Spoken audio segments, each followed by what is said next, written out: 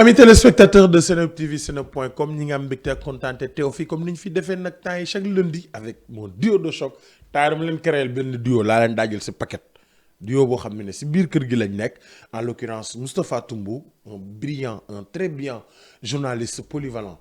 Mais je veux le faire un journaliste sportif quoi. Mais c'est un journaliste très polyvalent, très polyvalent. Et j'espère que vous serez ravis d'écouter ces pertinentes analyses. À ma droite, mon grand, mon patron, je l'aime appeler monsieur Diko, Ousmane Diko, chef de desk sport ici à la maison, à la rédaction de Seneweb TV, seneweb.com, et toujours avec votre serviteur, Pape Oumar Keïta, pour parler du week-end des Lions. Et quand on dit week-end des Lions, on parle des performances des Sénégalais de l'extérieur, en l'occurrence, les talents sénégalais. Et aujourd'hui, nous sommes avec M. Moustapha Toumbou et Ousmane Diko. Droit d'aînesse oblige, on donne à M. Diko l'occasion de saluer les fidèles téléspectateurs de Seneweb TV. Jaajëf Pa Omar, mais mënoon nga ma laaj j'aurais pu donner la main à Moustapha Toumbou. Comme tu le dis, journaliste polyvalent, je pense qu'à Seneweb il y a beaucoup de polyvalence. Voilà, presque ñëpp dañoo polyvalent. Donc c'est ça, ravi de m'asseoir avec lui et vous aussi. De parler de la performance de nos Sénégalais de l'extérieur, mais je pense qu'aussi pour la prochaine fois tu vas y ajouter la performance des joueurs sénégalais, des Lions qui sont ici au Sénégal. Toi qui es un fervent défenseur du foot local, certainement il y aura des Lions. Week-end des Lions pour les Sénégalais. Pour les Sénégalais d'ici. Au-delà de même, on va essayer même de diversifier. Diversifier en invitant deux personnes qui sont des vrais amateurs du football local. Et on va projeter les résultats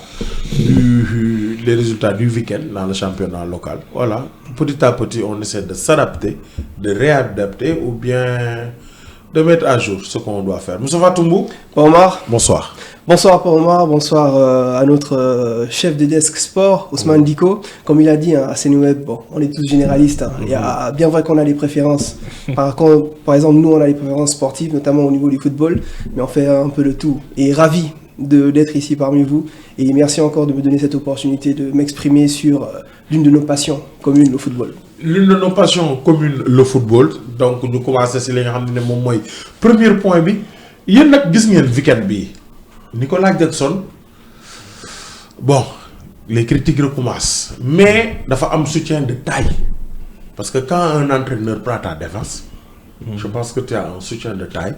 Et Maresca dit que il regrette même l'élimination de Chelsea contre Brighton, l'élimination en FA Cup, parce qu'il a dit que même Nicolas Jackson qui revient de blessure, s'est entraîné, il était apte, mais il regrette de ne pas le faire jouer. Si les gens ont match bi parce que Nicolas Jackson au-delà même bu amulee bal il est important si pressing bi ak abattage bi. Ousmane Diko gisoon ne on fait pas trop avec Nicolas Jackson est-ce que tamit sonaluñ ko wala fiñ ko exigence bi ñu def si moom dafa par rapport ak âge am deuxième année à Chelsea. Bon, je ne pense pas parce que quand tu prétends jouer à Chelsea, il faut s'attendre à tous ces genres de critiques parce que Chelsea aussi c'est pas une petite équipe bu mag la qui joue les premiers rôles fële li nga xam ne mooy Angleterre. Donc je pense que c'est normal un footballeur de haut niveau il faut s'attendre à ces genres de critiques mais li ci gën a am solo mooy être capable mentalement de surmonter ces critiques et d'être performant. Donc à mon avis la dernière fois yaa ngi ko doon wax mais il a toujours eu le soutien de son coach. gis nga gënoon na métti. Il ratait beaucoup de buts, il ratait beaucoup d'occasions, il avait beaucoup d'occasions. Malheureusement il les mettait pas tous dedans. Donc l'entraîneur lui a fait confiance, jox ko ay chance à mu jouer ba finalement il s'est pu rehausser pour avoir un niveau dugal quelques buts nga xam ne sax ba tolloo woon nag Drogba à l'époque ba ñuy wax ne il avait même dépassé en si peu de temps quoi. ci record boobu donc mu nekkoon ci rythme boobu malheureusement mu xaw a def benn break un peu ces temps-ci ñu gis ne il ne marque plus malgré tout ça coach bi préféré ko c'est vrai que joueur ko peut-être moom mooy xool un peu il faut ménager les joueurs parce que en Angleterre on joue beaucoup le rythme est tellement soutenu et c'est non-stop amuñ sax trêve hiver. Waaw, donc boobu sax la gën a métti avec les Boxing Day donc c'est un peu compliqué. Il enchaîne les matchs donc quand tu es à Chelsea aussi c'est ça donc am na tamit ñu koy dinga comme le Nigérian là. John Obi Mikel bu ko critiqué woon na ko quelque temps. Vous savez les critiques parfois moi je pense que c'est objectif hein, parce qu'il avait critiqué le joueur a marqué marqué encore donc il a été un peu tamit boobu tamit il a dit tant mieux parce que c'est ce qu'il espère mais bon quand tu rechutes il a aussi le droit de critiquer et ce qu'on attend de Nicolas Jackson c'est un joueur boo xam ne nii comme ni ñu koy waxee même s'il ne marque pas je l'avais dit la dernière fois il peut créer des situations dangereuses faire appel et permettre à ses partenaires de profiter à ces distances qui écart yi muy créer au niveau de la défense pour permettre à d'autres de marquer ou bien même faire des passes décisives parce que c'est un joueur technique mais la finalité d'un attaquant c'est de marquer des buts il n'en marque pas ces temps-ci c'est normal que les gens critiquent. gisoon tamit mais dugalul les gens critiquent mais surtout tamit moom réponse yi muy tontu yi muy tontu wala defante bi muy defante tax na moo tax kenn du ko baal dara. Voilà là c'est la personnalité peut-être c'est la bataille médiatique ou la bataille des réseaux sociaux bon ça peut-être ça n'a rien à voir avec la réalité du terrain ce qu'il faut faire dans le terrain gars yi ñu apprécier wala apprécier wuñ gis nga kenn ku la attaquer tu es obligé de répondre.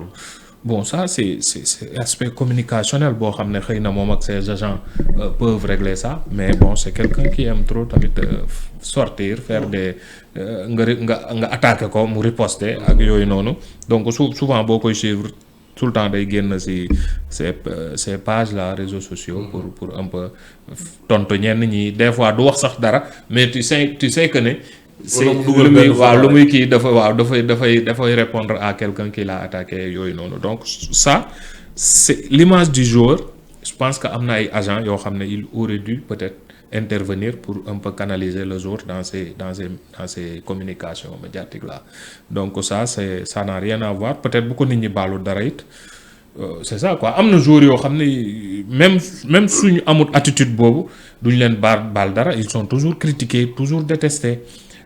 Vinicius. Waaw gis nga. Bon lui aussi il a un comportement. Voilà bon sur le terrain etc. Même s'il ne le fait pas même s'il ne répond pas il est souvent critiqué. Mais ça n'empêche pas il fait de très bons prestations. Ça n'empêche pas mu def li nga xam ne mooy bonne prestation. Tumbu Nicolas Jackson il a dit dans une interview qu'il a accordé si je me trompe pas Télégraphe ou bien Gordon qu'il aime les critiques. Et que ce sont les critiques qui lui font grandir, progresser et qu'il adore entendre les gens le critiquer parce que ce sont ces critiques qu'il va prendre pour s'améliorer et être beaucoup plus tranchant devant les buts. Alors, déjà concernant ce point de vue de Nicolas Jackson, autant dire que c'est un point de vue positif parce que ça montre la volonté du joueur de vouloir progresser. Et quoi de mieux pour progresser que des critiques constructives? Pas juste se contenter à faire des critiques, à dénoncer ce qui n'est pas bon, mais toujours aussi à donner des actes d'amélioration. Tout à l'heure, tu as posé une question à Dico en demandant est-ce qu'on n'en demande pas trop à Nicolas Jackson? Bon là, ça m'amène à une double réponse. Parce que d'un côté, on ne lui en demande pas trop parce qu'il joue dans un top club européen. C'est quand même Chelsea Football Club, 2 fois champion d'Europe, qui a eu des attaquants de renommée internationale, d'accord? On voit notamment Nicolas Jackson, un futur Didier Drogba. Peut-être que c'est trop pour ses frêles épaules, mais quand on voit un attaquant Nicolas Jackson, de nombreux supporters voulaient voir en lui un Didier Drogba, le nouveau Drogba. Tu vois, non? Donc ça veut dire que la pression est énorme, c'est normal parce que c'est Chelsea. Mais d'un autre côté, Dico, je sais pas, peut-être que tu vas pas partager la même vision, mais est-ce qu'on n'en demande pas trop aussi par rapport au niveau de Nicolas Jackson? Est-ce que Nicolas Jackson est un top player? Ou bien attaquant de classe mondiale? Parce que là aussi c'est ça, est-ce que c'est pas un middle player à qui on ne devrait pas en demander trop, mais le hasard de la trajectoire a fait en sorte qu'il se retrouve dans un grand club, et vu les ambitions de ce grand club et vu les attentes de ce grand club, tout ceci que l'on pose sur ses frêles épaules. En fait, je pense que là, il faudrait se poser non seulement cette question, mais ne pas aussi en demander trop à Nicolas Jackson parce que à un moment donné, peut-être que il a atteint malheureusement son point de voilà quoi. Il peut pas briser ce plafond de verre, je ne sais pas. Parce que si vous remarquez bien, Nicolas Jackson, il y a toujours un problème de continuité, il y a toujours un problème de maintenir un niveau, un haut niveau. Être constant. Il est très inconstant dans ses performances au cours d'une saison.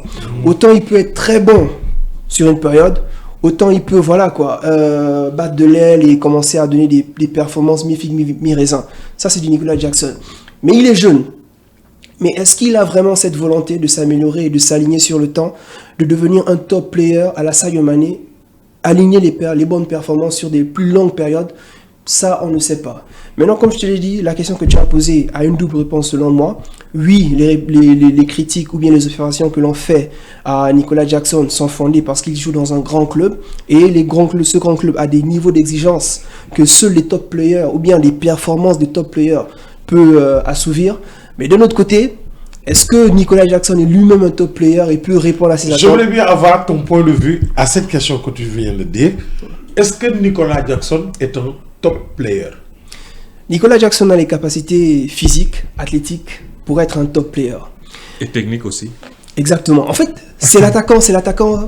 C'est un peu un Karim Benzema, mais avec plus de mobilité et plus, on va dire, d'adresse techniquement. Peut-être que j'en dis trop, les internautes vont sûrement me lancer des pierres, mais selon moi, Nicolas Jackson a beaucoup plus de capacités techniques même que Karim Benzema. Mais il est plus maladroit quand même que Karim Benzema. C'est ça où le bas blesse. Je pense que son seul défaut, son plus grand défaut, c'est la maladresse. C'est la maladresse. Effectivement. Voilà. Et il est comparé à Didier Drogba qui n'était pas aussi technique que Nicolas Jackson. Exactement. Mais devant les buts, il ne faut pas 2 à 3 occasions pour concrétiser. Je Et pense que la différence, ça se Et c'est-à-dire que trouve Nicolas assez Jackson est à la différence encore de Didier Drogba.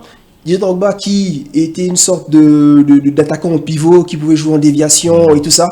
Mais Nicolas Jackson est capable de venir te chercher le ballon au milieu de terrain, parcourir plusieurs mètres, orienter les jeux, dos au but. C'est-à-dire que c'est une palette beaucoup plus complète que Didier Drogba. Mais la maladresse, non seulement du point de vue devant les goals, c'est-à-dire de face à face, la finition, ça laisse à désirer. Et même des fois au niveau du choix.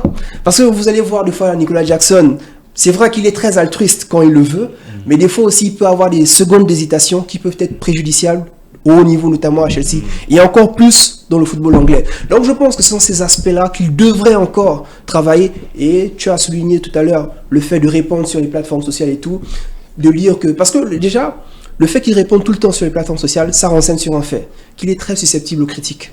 Que la moindre critique... Il y répond. Donc ça veut dire qu'il est à l'affût de la moindre critique. Et ça, je pense qu'il devrait se défaire de cela.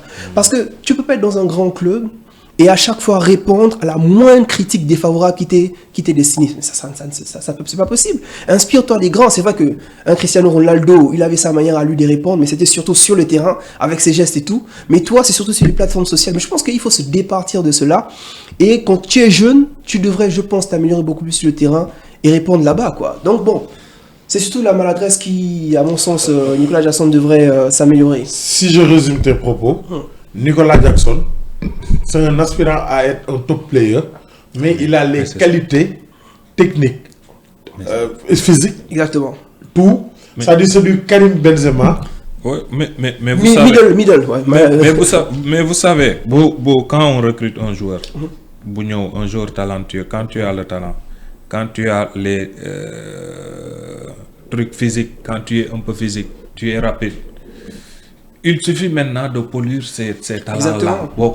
Mais rappelle que Vinicius, au début au Real Madrid... Mais justement, Karim Benzema que tu parlais là, oui. Karim Benzema a fait combien d'années avant de percer au Real Madrid? L'adaptation.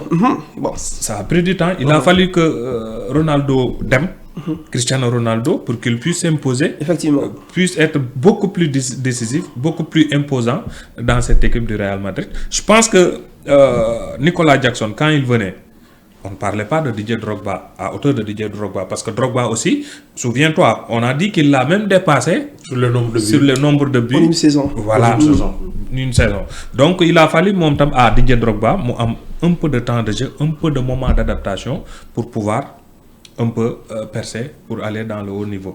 Voilà, dans des top players, dans les top buteurs. Donc, Nicolas Jackson aussi, quand il venait, il a les prédispositifs pour être un top player.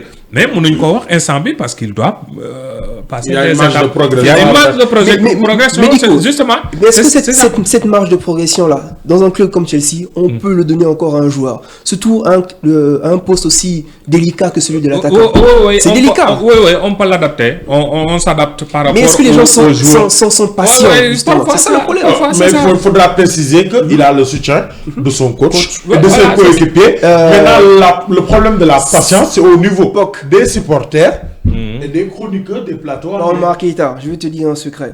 Mais Le coach, peu importe la forme de son joueur, il va toujours se ranger derrière lui. Parce qu'il faut, avant tout, pour qu'un joueur performe, il faut le soutien moral de son entourage Mais proche. on a vu Mourinho décrier la forme Non, de Mourinho, c'est un style non, management à part. D'accord, non, lui, mais vous c'est... savez, Mais vous savez, quand là, même, c'est un apport de taille d'avoir le sujet de Oui, son coach. la situation aussi, ça dépend de la performance du club. Quand le club chute et que le joueur n'est pas tellement décisif, pour nous balco, c'est beaucoup plus compliqué Effectivement. que si le club. Parce gagne qu'il faut des chaque boucs jour. émissaires, il faut... il faut trouver des boucs émissaires. C'est Et ça. si tu ne marques pas, C'est ça. si les joueurs ne C'est pour marquent ça, pas, c'est pour le ça que club Nico, je te ne demande, part- est-ce que tu penses que les clubs sont patients actuellement? C'est ça en fait, c'est tout. hein. C'est parce que le club est en train de traverser des difficultés. C'est ça. pourquoi on pense à C'est ça. parfois le mettre sur D'autant le banc. plus qu'il a été payé quand même à prix d'or, 45 millions d'euros. Mais bien sûr. Tu vois, donc bon, et à ce prix-là, il y a des niveaux d'exigence qui ne se pardonnent pas. Il y a des performances qui ne pardonnent pas. Et c'est pour ça que vous remarquez qu'à la moindre contre-performance de Nicolas Jackson, le gars est lynché par les tabloïds anglais. Il est lynché. Ah bon, apparemment, John Obi Mikel a mis un peu d'eau dans son vin, mais je suis sûr qu'il va reprendre de plus belle, surtout pour repositionner encore son protégé Osimhen, qui est du côté de Galatasaray et qui, je sais, pourrait encore revenir d'un mois à l'autre. Même vous voyez, les profils ne sont pas les mêmes. Même quand on peut qu'on veut comparer Nicolas Jackson à Didier Drogba, à Osimhen, ils peuvent même être alignés, jouer ensemble. Parce que Nicolas Jackson, c'est un joueur qui décroche, c'est un joueur technique, capable de jouer sur les côtés comme à la pointe de l'attaque. Moi-même, je pense que poste de prédilection, ce n'est pas même la pointe de l'attaque. Peut-être il préfère décrocher. Bon, il joue là-bas, mais certains même voient qu'il sera beaucoup plus performant. Vous n'êtes à gauche ou à droite, mais en tout cas sur les ailes. Il y a encore un gros problème de nonchalance par rapport à ça. C'est ça le problème. Non, tu sais lui aussi. Le problème de nonchalance là, ça peut vous tromper parce qu'il a l'air d'être nonchalant quand tu es défenseur et il te laisse, il te dépose carrément. Après, tu verras que le gars est. Il n'est pas aussi. Parce que même sa nonchalance, ça vous fait penser que le joueur est un peu lent alors qu'il n'est pas lent. Et que vous voyez, la dernière fois, je t'ai dit ça. C'est un faux lent. Comme si tu le vois jouer, tu penses que le joueur n'est pas capable d'accélérer, n'est pas capable. Alors que balle au pied, le gars, il progresse vite. Parce que ça aussi, c'est une technique du football. Munga gaaw, mais quand tu n'as pas ces deux possibilités, contrôler et courir vite, parfois ça peut vous ralentir. Alors que Nicolas est capable de faire ces gestes-là, enchaîner ces gestes. Donc, je te repose la question qu'il m'a posée. Pour toi, Nicolas Jackson est-il un top player, oui ou non? Non, on ne peut pas le dire pour le moment. C'est un top player en devenir? Oui, en devenir. À 25-26 ans quand même. C'est un mais on peut. Ok. Bon, vous savez, un joueur, même lors d'une saison, une seule saison, tu peux monter en puissance, atteindre un niveau où les gens ne t'attendaient pas à cette laps de temps. Donc, une saison, tu peux être flop, l'autre saison, tu viens être top. C'est possible, mais il faudra avoir du caractère, il faudra travailler, essayer de polir un peu le talent que tu as. Donc là aussi, c'est le travail. Il faut continuer à travailler. C'est le travail. Donc, si on résume vos deux propos, Nicolas Jackson, c'est un top player en devenir. Donc, on le laisse toujours juste du temps et pour qu'il puisse progresser. Alors, après avoir bouclé cette page de Nicolas Jackson, on enchaîne avec... j'aimerais bien dire Génération Foot porte FC Metz en Ligue 2 française, ou bien on dit Sénégal, les Grenats sénégalais qui se signalent, qui tapent fort en Ligue 2 française. J'aimerais bien parler du trio d'attaque de l'équipe messin, qui sont tous passés par Génération Foot, en l'occurrence par Amadou Diallo, champion d'Afrique U20, qui a joué avec l'équipe de Génération Foot, Idrissa Gueye, champion d'Afrique U20, et qui a joué aussi avec l'équipe, non, U17 autant du moins, et qui a joué avec l'équipe Génération Foot, Cheikh Tidiane Sabaly, de même qui a marqué son 10e but, qui recolle à Pambay Saba, meilleur buteur de la Ligue 2 française. Les médecins sont contents d'avoir investi au Sénégal avec Génération Foot. Et je vous rappelle que sur le 11 de départ, il y a 5 Sénégalais, Abdoulou et Sadibou Sané formés en Génération Foot sur la charnière centrale, et le trio offensif, Papa Amadou Diallo, Cheikh Tidiane Sabaly et Idrissa Gueye. L'histoire entre le Sénégal et le FC Metz, et plus particulièrement Génération Foot, c'est une longue histoire d'amour qui a toujours de belles pages, on va dire. Et ça se confirme encore avec ce trio d'attaque dont vous venez de parler, Pape Oumar Keïta, Cheikh Sabaly, Pape Amadou Diallo et le jeune Idrissa Gueye, qui vient d'arriver et qui enchaîne les buts. On trouve même en lui une sorte de Giroud bis, d'accord, notamment dans la déviation. Et ce qui est encore plus étonnant, et même je pense à souligner, c'est qu'il revient d'une très grosse blessure. Oui. Une blessure qu'il avait mis sur la touche pendant plusieurs mois. Et malgré cela, tu changes de championnat, tu viens dans une nouvelle équipe, et voilà, quand tu imposes, tu joues tu t'adaptes facilement. Donc je pense que c'est une performance remarquable. Bien sûr aussi à relativiser parce qu'il est jeune et qu'il vient d'arriver dans un nouveau championnat et qu'il est toujours dans un moment d'adaptation, d'accord. Mais toutefois, il faut remarquer, il faut souligner ces belles performances. Mais de notre côté, j'aimerais aussi souligner la montée en puissance de Cheikh Sabaly. Cheikh Tidiane Sabaly. Parce que il faut dire que c'est un joueur qui a toujours été deux fois baladé, notamment sur le côté gauche. Avant qu'on le repositionne idéalement et puis plus longtemps sur l'attaque du côté droit. Mais actuellement, comme tu l'as dit, avec son 10e but qu'il a inscrit en Ligue 2 française, il est vraiment, je pense, sur la saison, je ne vais pas dire du renouveau, mais de la confirmation. Qu'il est vraiment sur une pente ascendante. Et je pense que pour cette saison en Ligue 2, ça va vraiment être la saison de la transition pour lui vers un autre level, je pense. Et maintenant, Pape Amadou Diallo, c'est aussi de ces joueurs-là qui viennent d'arriver, qui essayent de prendre la température du FC Metz petit à petit et qui le fait bien, qui aligne de belles performances, qui, voilà, même s'il ne marque pas très souvent, arrive quand même à déborder, à faire des centres, à créer des occasions. Franchement, c'est un trio qui, je l'espère, va encore faire parler pendant plusieurs mois, plusieurs années, Inch'Allah, du côté de la Ligue 1, parce que là, actuellement, ils sont en 2e, je crois, à 2 ou 3 points. 3e. C'est Paris FC qui est 2e. Mais à quelques 4 points voilà. de Lorient. Voilà, donc il y a moyen de jouer la montée, d'autant plus qu'ils sont en effectif. Voilà, d'autant plus qu'actuellement, ils sont barragistes, mais avec les avancées au cours de la saison, il y a vraiment moyen de titiller la première place, et pourquoi pas prendre la première place à l'issue de la saison. Donc pour moi, c'est voilà, quoi, ce n'est que bénéfique aussi pour le football local. Maintenant, je vais essayer de me projeter. Il y a la Coupe d'Afrique U20 qui vient. Est-ce qu'on aura la chance d'avoir Idrissa Gueye? Je ne sais pas. Mais bon, c'est bénéfique pour l'équipe nationale. Il a quel âge? Il a 18 ans. Ah, 18 ans. 18 ans. C'est l'autre qui a 20 ans. Exactement. Oui. Parce qu'actuellement, c'est impossible. Tu sais pourquoi? Parce qu'actuellement, ça va se faire du 26 avril au 18 mai. Imagine, ce championnat, pour moi, ça se termine en début mai. Non, le club va pas le libérer. D'autant plus que voilà, quoi, le championnat est long. Ils ont besoin aussi d'un attaquant. Donc non, c'est pas possible. Mais faut souligner justement ces belles performances et dire que cette belle histoire entre les Grenats et les deux Grenats d'ailleurs, entre Génération Foot et le FC Metz, c'est une histoire qui est toujours en cours et qui continue d'être belle, notamment pour le Sénégal. Et on espère que cela va durer. Et on rappelle que Pape Matar Sarr, Lamine Camara, Sadio Mané, Khalidou Koulibaly, bon, même s'il n'est pas passé par le Génération Foot. Ismaïla Sarr, Génération Foot, Ismaïla Sarr, Diafra Sakho, entre autres. Mais en parlant d'Ismaïla Sarr, tu ne vois pas une ressemblance entre Pape Amadou Diallo et Ismaïla Sarr? C'est vrai, il y a quelques similarités, mais Pape Amadou Diallo, je vois plus de technicité en lui. Non, je pense que Boy Tefof une ressemblance. Je pense que ça serait beaucoup plus avec l'autre. Sabaly que Ismaïla Sarr, que Diallo. Bien, parce que si vous voyez même la dernière fois, il était le numéro 2 de Ismaïla Sarr. D'ailleurs, il l'a remplacé lors de ce match, je pense. si je ne me trompe pas. C'est oui. lui Mais qui a c'est- occupé le couloir droit. Couloir droit. Il parle de ressembler peut-être au niveau du style de jeu, peut-être. C'est ce qu'il veut dire par là. Oui, c'est déjà. C'est vrai qu'avec Diallo, il y a Non, un ça- peu plus de non, similitude. non, aussi Sabaly. non, je Parce pense que que Sabaly sur le ressemble but- beaucoup sur le but plus d'Habib Diarra, c'est d'Ismaïla que- Sarr que Diallo. Ce que Digo a dit, Oh, ouais. moi je pense que c'est vrai. Parce que lui, Diallo, le jeune Diallo, Pape Amadou Diallo. Pape Amadou Diallo, c'est un attaquant beaucoup plus avancé que Ismaïla Sarr. Ismaïla Sarr, c'est quelqu'un, si vous voyez à Crystal Palace, maintenant, ce n'est même plus un attaquant Excentré. proprement dit excentré. Il est beaucoup plus Axial.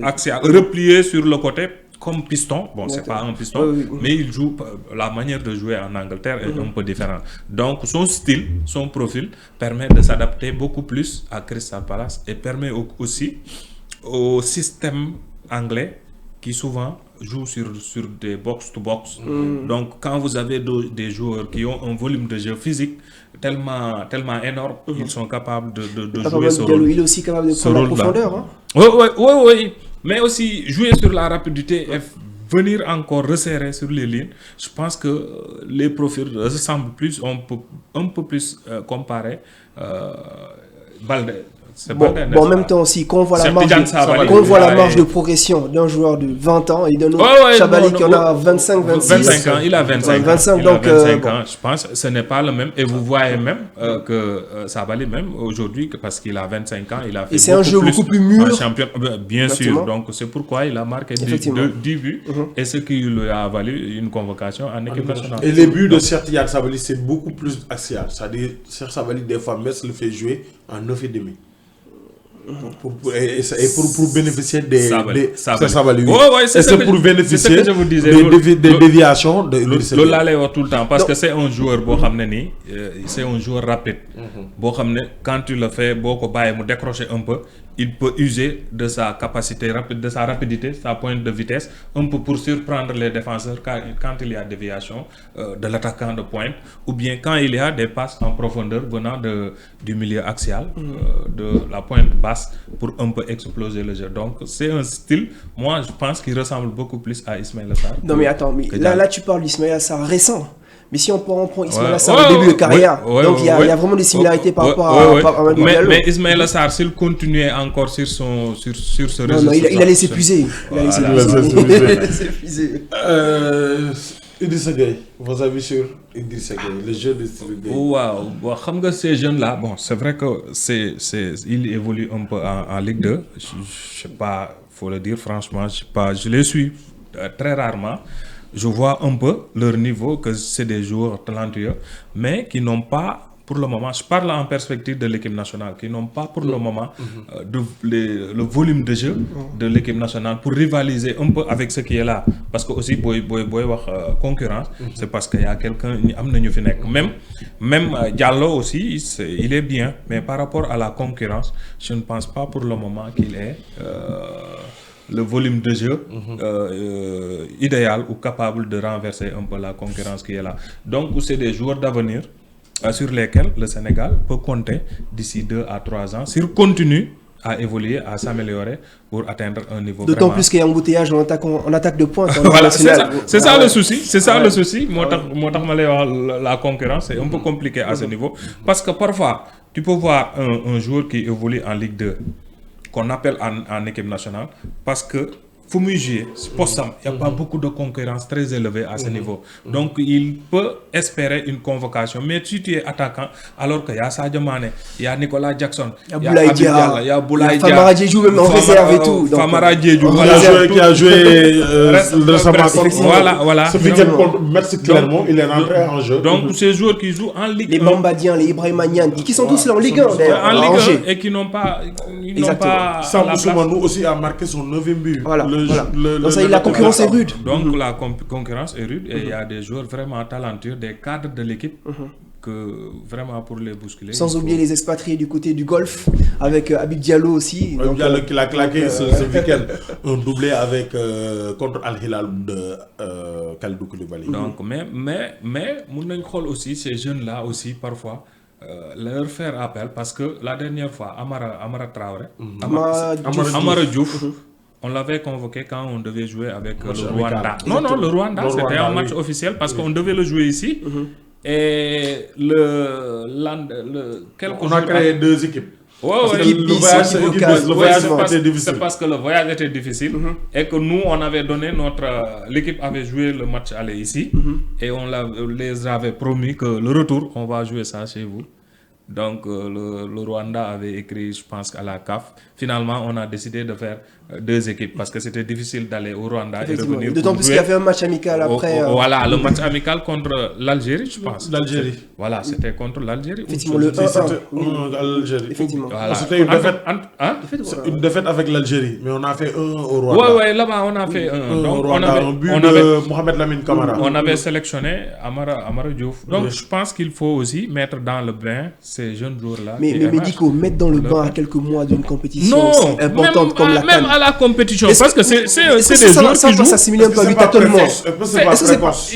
C'est des joueurs qui sont capables de jouer dans cette équipe Mais nationale. Dico, est-ce Parce que à l'heure actuelle, on Amara peut Diouf, faire encore des essais? Amara Diouf, en ce moment, quand on l'a fait jouer, il y avait des joueurs professionnels là-bas. Est-ce Non, mais qu'ils étaient beaucoup c'était des plus contextes performants? différents, Dico. Ouais, mais Là, nous sommes à C'était une un match échéance. amical. Et il y avait personne pour convoquer. Non, c'était un match officiel, je dis. Non, je sais, avec Rwanda, Voilà. il est rentré. On a vu des Un match joueurs... officiel sans grands enjeux, parce que ça a été déjà. Oui, mais il y a des joueurs qu'on convoque souvent en match officiel et qui ne sont pas beaucoup plus performants ou bien beaucoup plus techniques en termes d'apport que Amara Diouf si on l'avait appelé dans cette équipe nationale.